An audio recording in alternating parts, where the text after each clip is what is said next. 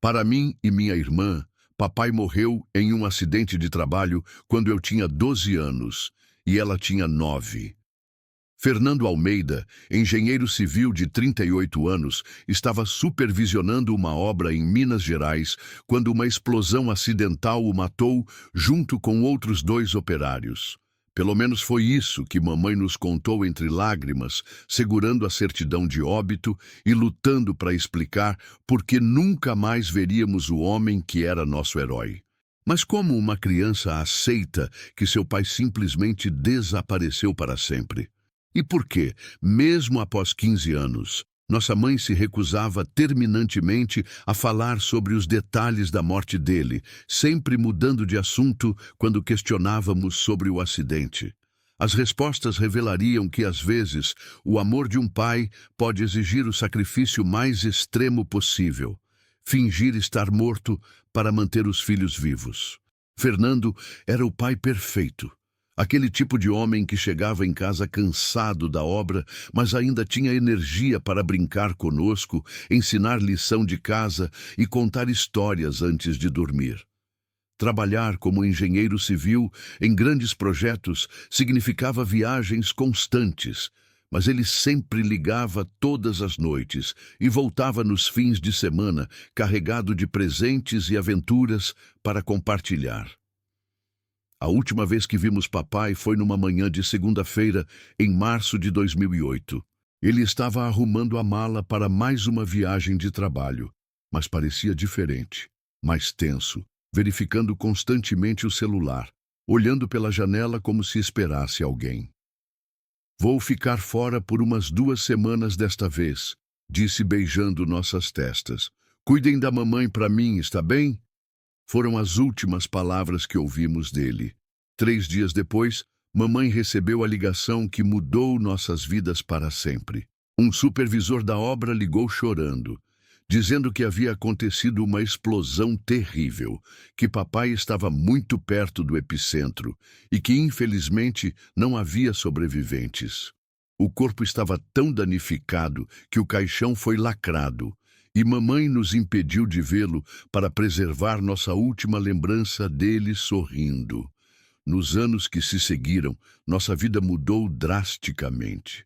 Mamãe vendeu a casa onde morávamos, nos mudamos para outro bairro e ela se tornou extremamente protetora. Nunca mais nos deixou sozinhos, sempre verificava nossas rotas para a escola e tinha ataques de pânico quando chegávamos atrasados. Era como se ela estivesse com medo de que algo terrível acontecesse conosco também. Os primeiros sinais de que algo estava errado com a morte de papai começaram a aparecer quando completei 18 anos e quis acessar o seguro de vida dele para ajudar com a faculdade. Mamãe ficou extremamente nervosa e disse que as questões burocráticas eram complicadas demais para eu me envolver. Quando insisti, ela revelou que papai nunca havia tido seguro de vida, o que era estranho para um engenheiro que sempre se preocupava tanto com nossa segurança financeira. A situação ficou mais misteriosa quando minha irmã, agora com 19 anos, decidiu pesquisar sobre o acidente para um trabalho de faculdade sobre segurança industrial. Ela não conseguiu encontrar nenhum registro oficial da explosão que supostamente matou papai. Não havia reportagens em jornais locais, nenhuma investigação do Ministério do Trabalho, nem mesmo processos trabalhistas movidos pelas famílias das outras vítimas. O comportamento de mamãe se tornou ainda mais suspeito quando começamos a fazer essas perguntas. Ela, que sempre foi organizada com documentos, alegava ter perdido todos os papéis relacionados à morte de papai. A certidão de óbito que ela nos mostrara anos atrás havia desaparecido, e ela sempre tinha desculpas para não providenciar uma segunda via. "Para que mexer nessas dores?", dizia sempre. As coisas ficaram estranhas quando descobrimos que mamãe recebia dinheiro mensalmente de uma fonte que ela se recusava a explicar. Eram depósitos regulares em sua conta, sempre da mesma quantia que ela justificava vagamente como pensão da empresa onde papai trabalhava. Mas quando tentamos confirmar isso, descobrimos que a construtora havia falido 2 anos após a suposta morte dele. O momento mais perturbador veio quando encontramos cartas antigas no sótão. Eram correspondências entre mamãe e uma pessoa identificada apenas como F, datadas de anos após a morte de papai. Uma delas dizia: "As crianças estão crescendo e fazendo perguntas. Talvez seja hora de contar a verdade." A resposta na caligrafia de mamãe era categórica: "Jamais. Eles são mais seguros acreditando que ele está morto." A pista mais chocante apareceu quando minha irmã encontrou uma foto esquecida entre as páginas de um livro antigo. Era uma imagem recente, de apenas 3 anos atrás, mostrando um homem que parecia exatamente com nosso pai. Mais velho, com barba e cabelos grisalhos, mas inequivocamente ele. A foto havia sido tirada em uma feira de artesanato em Ubatuba, a apenas 200 quilômetros de São Paulo. Quando confrontamos mamãe com a foto, ela desabou completamente. Chorou por horas antes de conseguir falar. E quando finalmente falou, suas primeiras palavras foram: "Vocês não compreendem o perigo que correram todos esses anos. Seu pai morreu para que vocês pudessem viver de verdade." Era a primeira confirmação de que papai poderia estar vivo, mas também a primeira indicação de que nossa família estava fugindo de algo terrível. A confissão completa de mamãe veio após horas de choro e negação. Seu pai não morreu em um acidente. Ela finalmente admitiu com a voz embargada. Ele foi obrigado a fingir a própria morte porque descobriu algo que colocou nossa família inteira em risco de morte. O que ela nos revelou a seguir mudou tudo o que pensávamos saber sobre nossa vida e sobre o homem que adorávamos. Fernando não era apenas um engenheiro civil comum. Ele havia descoberto que a construtora onde trabalhava estava usando material inadequado em obras públicas, colocando milhares de vidas em risco. Hospitais, escolas, creches, mamãe listou entre lágrimas. Seu pai descobriu que estavam usando cimento adulterado e estruturas metálicas de qualidade inferior para aumentar os lucros. As construções poderiam desabar a qualquer momento. A situação se complicou quando papai tentou denunciar o esquema. Ele levou as evidências para a polícia, para o Ministério Público, até mesmo para a imprensa. Continuou mamãe, mas descobriu que a corrupção era muito maior do que imaginava. Policiais, promotores, jornalistas, todos estavam sendo subornados ou ameaçados para manter silêncio sobre o esquema. A revelação mais chocante veio quando mamãe nos contou sobre a ameaça direta. Os donos da construtora, os irmãos Santana, mandaram um recado claro para seu pai. Ou ele esquecia o que havia visto, ou toda a família seria eliminada. Eles não estavam brincando. 2 semanas depois, um engenheiro de outra empresa que também havia descoberto o esquema foi encontrado morto junto com a esposa e os 2 filhos pequenos. Foi então que papai tomou a decisão mais desesperada de sua vida. Ele simulou a própria morte para que vocês ficassem fora do radar dos criminosos, explicou mamãe. Mortos não fazem denúncias e famílias de mortos não são ameaças. A explosão foi real, mas papai não estava lá. Ele havia colocado seus documentos e roupas no local antes da detonação programada, criando evidências falsas de sua morte. O mais devastador foi descobrir que mamãe sabia de tudo desde o início. Nós planejamos juntos, confessou ela. Foi a decisão mais difícil de nossas vidas, mas era a única forma de proteger vocês. Papai havia passado semanas ensinando mamãe sobre contas bancárias secretas, documentos falsos e protocolos de segurança que ela deveria seguir após sua morte. A descoberta que nos deixou em choque total veio quando mamãe revelou onde papai estava todos esses anos. Ele mora em Ubatuba, trabalha como marceneiro e nunca parou de vigiar vocês à distância. As misteriosas pensões que ela recebia eram dinheiro que papai enviava mensalmente. As cartas assinadas por F eram dele, Fernando usando apenas a inicial do nome. Mamãe nos mostrou então uma pasta escondida com centenas de fotos nossas que papai havia tirado ao longo dos anos. Formatura do ensino médio, primeiro dia de faculdade, aniversários, namoros. Ele estava presente em todas as ocasiões importantes de nossas vidas, sempre escondido, sempre fotografando, sempre amando à distância. Ele conhece cada detalhe de quem vocês se tornaram, disse mamãe entre soluços. A revelação final foi a mais impactante. Os irmãos Santana foram presos na semana passada por outro esquema de corrupção. Depois de 15 anos, seu pai finalmente pode voltar para casa, mas ele tem medo de que vocês nunca consigam perdoá-lo por ter fingido estar morto. A descoberta de que papai estava vivo criou uma explosão emocional que nenhum de nós estava preparado para enfrentar. Minha irmã oscilava entre euforia e raiva. Ele está vivo, mas ele nos deixou acreditar que estava morto por 15 anos. Eu sentia uma mistura confusa de alívio, traição e saudade que não conseguia processar racionalmente. Como você abraça a ressurreição de alguém que você já chorou e enterrou em seu coração? A parte mais difícil foi entender que nossa infância inteira havia sido construída sobre uma mentira necessária. Quantas vezes choramos no túmulo vazio dele? Minha irmã perguntou entre lágrimas.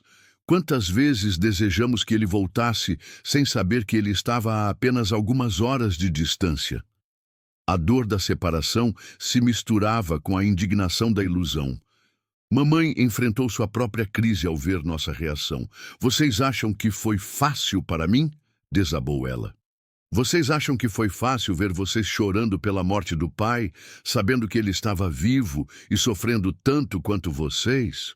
Eu morri um pouco todos os dias desses 15 anos, mas era o preço para manter vocês seguros. Era a primeira vez que víamos o peso que ela carregava sozinha. A decisão mais assustadora que enfrentamos foi se queríamos conhecer esse Fernando ressuscitado. E se ele for diferente? Eu questionei. E se 15 anos de separação nos transformaram em estranhos? E se o pai que amávamos só existia em nossas lembranças de criança? Havia o medo real de que o reencontro destruísse a imagem perfeita que guardávamos dele. Mamãe nos mostrou as cartas que papai escrevia para nós todos os anos, mas nunca enviava. Eram centenas delas. Cartas de aniversário, de Natal, de formatura, declarações de amor e orgulho que ele escrevia para processar a dor de não poder estar presente. Querida filha, hoje você fez 16 anos e eu não pude estar lá, dizia uma delas. Mas eu vi você de longe soprar as velas e meu coração quase explodiu de orgulho e saudade. O momento de virada veio quando minha irmã fez uma pergunta devastadora. Mamãe, se os criminosos foram presos, por que papai não voltou imediatamente? Por que ainda está escondido? A resposta nos chocou. Porque ele tem medo de que vocês o odeiem. Ele acha que é melhor continuar morto do que enfrentar a rejeição de vocês. Descobrimos então que papai sabia que havíamos descoberto a verdade. Mamãe havia ligado para ele após nossa confrontação. E a reação dele foi de pânico total. Ele está disposto a continuar fingindo estar morto se vocês preferirem assim, revelou ela. Disse que o amor de um pai às vezes significa aceitar nunca ser perdoado, se isso for o melhor para os filhos. A decisão que tomamos mudou tudo. Minha irmã e eu escrevemos uma carta conjunta para papai. Pai, você não precisa continuar morto por nossa causa. Estamos magoados, confusos e vamos precisar de tempo para processar tudo isso. Mas 15 anos de saudade não podem ser curados apenas com raiva. Queremos conhecer quem você se tornou e queremos que você conheça quem nós nos tornamos. Você fingiu morrer para nos salvar. Agora é hora de voltar à vida para nos conhecer de verdade. O reencontro foi marcado para uma tarde de sábado na casa de praia, em Ubatuba, onde papai morava há 15 anos. A viagem de 2 horas de São Paulo pareceu durar uma eternidade. Minha irmã e eu alternávamos entre ansiedade e terror, enquanto mamãe dirigia em silêncio, suas mãos tremendo no volante. "E se não conseguirmos reconhecê-lo?" sussurrei. "E se ele não conseguir nos reconhecer?" Quando chegamos à pequena casa de madeira onde papai vivia como Francisco Silva, marceneiro aposentado, ele estava esperando no quintal. 15 anos haviam transformado completamente o homem que conhecíamos. Cabelos completamente grisalhos, barba branca, mãos calejadas pelo trabalho manual e uma magreza que sugeria anos de sofrimento. Mas seus olhos, aqueles olhos que nos olhavam com amor infinito, eram exatamente os mesmos. O momento do reconhecimento foi devastador. Papai nos viu sair do carro e caiu de joelhos no chão, chorando como uma criança. "Meus filhos", conseguiu sussurrar entre soluços. "Meus bebês cresceram." Minha irmã correu para ele primeiro e, quando o abraçou, ambos desabaram completamente. Eu fiquei paralisado por alguns segundos, observando o homem que havia chorado como morto abraçar minha irmã, como se ela fosse a coisa mais preciosa do mundo. Quando finalmente me aproximei, papai segurou meu rosto com as mãos trêmulas. "Você virou um homem", disse ele, tocando-me como se não acreditasse que eu era real. "Você tem a mesma expressão do seu avô quando era jovem." Foi então que toda a raiva, toda a confusão, toda a dor dos últimos 15 anos explodiram em um abraço desesperado que durou vários minutos. As horas que se seguiram foram uma montanha-russa emocional. Papai nos mostrou a casa simples onde vivia, paredes cobertas com nossas fotos que ele havia tirado secretamente ao longo dos anos, móveis de madeira que ele mesmo havia construído e, principalmente, um quarto que havia montado para cada um de nós, esperando um dia em que pudéssemos visitá-lo. A revelação mais chocante veio quando papai nos mostrou os arquivos que ainda mantinha sobre o esquema de corrupção que descobrira. "Mesmo fingindo estar morto, continuei investigando", confessou. "Coletei evidências por 15 anos, documentei todas as construções defeituosas, identifiquei todas as vítimas. Quando os irmãos Santana foram presos na semana passada, foi com base em informações que eu forneci anonimamente. O momento mais intenso aconteceu quando papai se ajoelhou diante de nós e pediu perdão. Sei que nunca poderei compensar os 15 anos roubados de vocês. Sei que perdi suas infâncias, suas adolescências, seus primeiros amores, suas graduações. Sei que sou um estranho para vocês agora. Suas lágrimas eram de uma dor tão profunda que cortava o coração. Mas então, minha irmã disse algo que mudou tudo. Pai, você não roubou nossa infância. Você a salvou. Se tivéssemos morrido aos 9 e 12 anos, não teríamos tido nem infância, nem adolescência, nem nada. Era a sabedoria de uma jovem que havia crescido protegida pelo sacrifício de um pai que amou tanto que escolheu desaparecer. Os meses que seguiram ao reencontro foram um processo delicado de reconstrução familiar, que exigiu paciência, terapia e muito amor de todos os lados. Papai se mudou de volta para São Paulo, mas para um apartamento próprio. Todos concordamos que 15 anos de separação criaram uma distância que precisava ser superada gradualmente. Não podemos simplesmente voltar a ser uma família como se nada tivesse acontecido. Ele disse sabiamente. Precisamos nos conhecer novamente. A primeira decisão difícil que enfrentamos foi sobre a identidade de papai. Legalmente, Fernando Almeida ainda estava morto e Francisco Silva tinha uma vida construída há 15 anos. Decidimos que ele manteria ambas as identidades. Francisco para questões legais e cotidianas, Fernando para nossa família. Sou Francisco para o mundo, Fernando para vocês, ele disse. Era um compromisso que funcionava para todos. O relacionamento entre meus pais foi o mais complexo de reconstruir. 15 anos de casamento interrompido por 15 anos de separação forçada criaram duas pessoas diferentes das que se conheceram originalmente. Eles decidiram namorar novamente, redescobrindo quem se tornaram durante o tempo separados. Sua mãe criou 2 filhos maravilhosos sozinha, papai dizia com orgulho. Ela se tornou uma mulher ainda mais forte e admirável. A integração social de papai foi gradual, mas surpreendente. Nossa família expandida, tios, primos, avós, o recebeu como se ele tivesse ressuscitado literalmente. A explicação oficial que demos foi que papai havia sofrido amnésia total no acidente e recuperado a memória recentemente.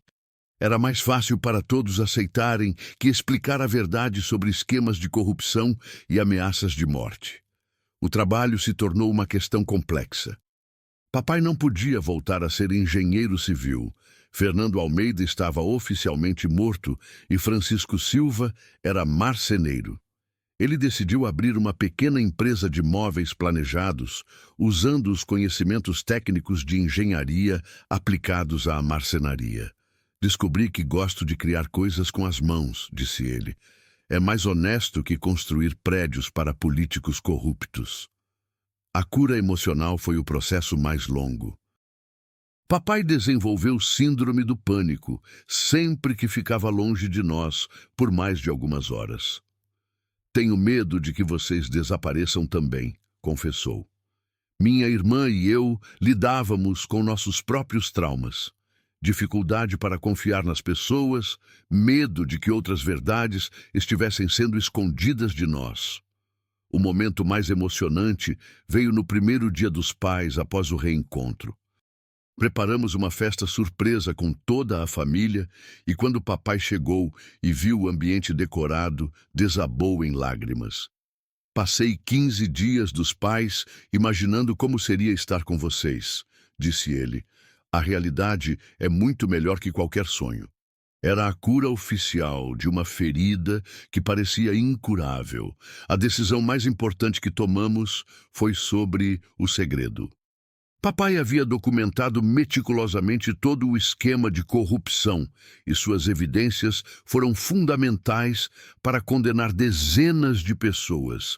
Decidimos que ele testemunharia oficialmente, mas mantendo a identidade de Francisco Silva.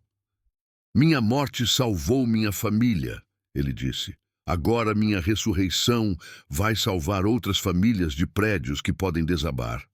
E 3 anos após o reencontro, Fernando Francisco celebrou seu 56º aniversário, cercado por uma família que aprendeu que o amor verdadeiro, às vezes, exige sacrifícios impossíveis de compreender.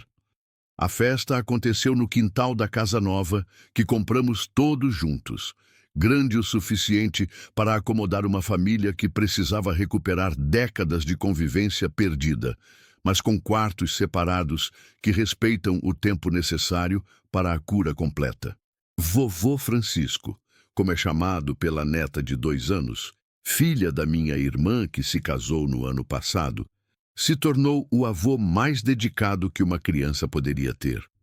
Ele passa horas construindo brinquedos de madeira artesanais, conta histórias inventadas, nunca sobre sua morte e ressurreição, e fotografa obsessivamente cada momento para nunca mais perder nada importante. A pequena Sofia não sabe que o avô já foi oficialmente declarado morto. Para ela, ele sempre existiu. A empresa de móveis de papai prosperou além de todas as expectativas. Móveis Francisco se tornou referência em móveis infantis de segurança máxima. uma especialidade que ele desenvolveu usando conhecimentos de engenharia estrutural aplicados à proteção de crianças.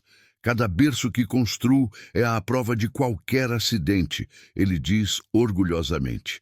Seus móveis são vendidos em todo o estado e ele emprega 12 pessoas, todas sabendo apenas que Francisco é um marceneiro excepcional. O testemunho de papai foi crucial para a maior operação contra a corrupção na construção civil da história do país. Como informante protegido Francisco Silva, ele ajudou a desmantelar esquemas que envolviam 47 empresas, resultando na demolição e reconstrução de 23 edifícios públicos defeituosos. 15 anos de investigação secreta salvaram milhares de vidas, declarou o promotor responsável. Papai recebeu indenização milionária do Estado, mas doou tudo para programas de habitação popular. O relacionamento entre meus pais evoluiu para algo único e belo. Eles não voltaram a ser marido e mulher no sentido tradicional, mas desenvolveram uma parceria profunda baseada na experiência compartilhada. Somos parceiros de vida, mamãe explica. Passamos por algo que poucos casais enfrentam e sobrevivemos juntos, mesmo separados. Eles moram em quartos diferentes, mas jantam juntos todas as noites e planejam o futuro como uma equipe. A cura familiar se manifesta de formas tocantes. Papai mantém um ritual de escrever cartas semanais para nós.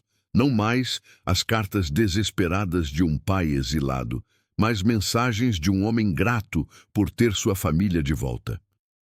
Vocês me ensinaram que ressurreição é possível, escreveu na última carta. Não apenas voltar dos mortos, mas voltar a viver de verdade. Nossa família expandida abraçou papai como um milagre moderno. Tios que choraram em seu funeral agora riem das histórias de sua vida secreta como marceneiro. Os primos tratam tio Francisco como uma celebridade familiar, o homem que morreu e voltou mais sábio.